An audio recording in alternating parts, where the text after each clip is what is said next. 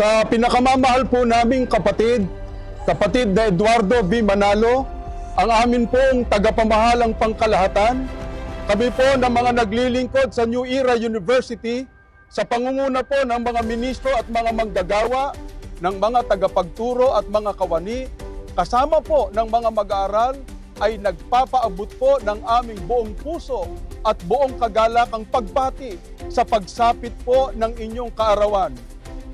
Kami pong lahat ay buong pusong nangangako na patuloy na susunod at magpapasakop sa pamamahalang inilagay ng Panginoong Diyos sa Kanyang Iglesia.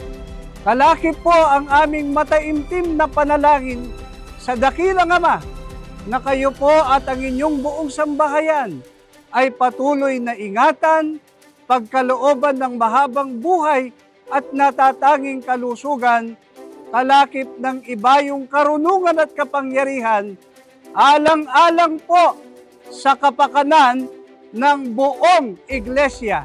Happy birthday po! We love you so much po!